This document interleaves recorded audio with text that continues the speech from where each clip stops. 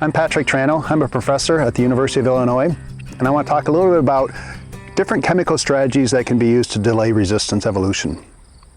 So previously, a group here at Illinois published a manuscript where we investigated different management practices that limited the evolution of glyphosate resistance.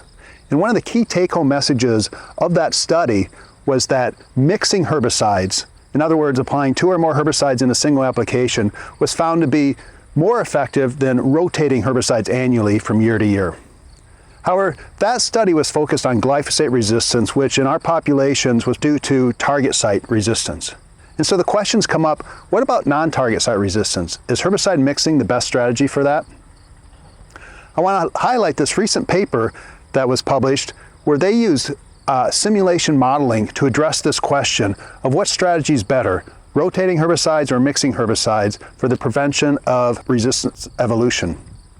They modeled a few different weed species that varied in how much seed they produced and how competitive they were. They looked at 3 different strategies using a herbicide continuously year after year, rotating 2 different herbicides annually, and then tank mixing those 2 different herbicides. And then they created in their model 2 different scenarios of resistance evolution where you could have resistance due to target site resistance or you could have multigenic non-target site resistance.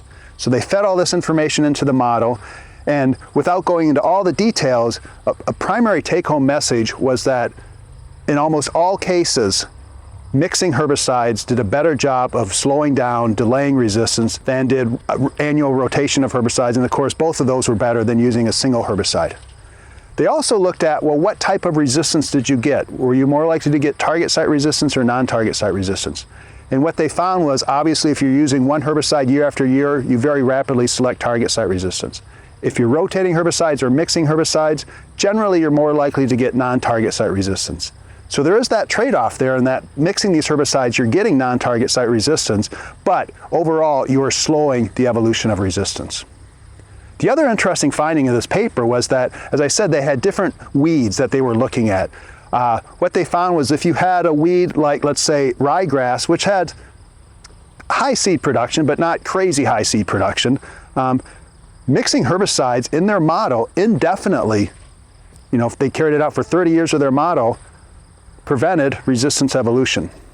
Now, if you have a more competitive weed and a weed that produces higher amounts of seed, like Palmer amaranth, what they found was that no matter what you did, you got resistance quite rapidly within just a few years. However, mixing was the better strategy. It slowed down the resistance a little bit compared to simply using a single herbicide or rotating herbicide. So the take-home message really is mixing herbicides is better, regardless of whether you have target site resistance or non-target site resistance. And the other point, though, that's very important is that if you have a really challenging weed, like a water hemp or a Palmer amaranth, no matter what you do, if you're just using chemicals, you're going to get resistance. So that's kind of a depressing thought, but what you can do is make that really prolific seed producer look more like a less prolific seed producer. And so how can you do that? Use other non-chemical strategies to try to keep that population in check. Using crop rotations, using tillage where appropriate, using cover crops, whatever you can do to reduce the population of that weed and make it look more like a ryegrass than a palmer, and then incorporate and integrate your herbicide mixing using multiple effective herbicide sites of action. That is going to be the best way to try and get long-term control of these challenging weeds.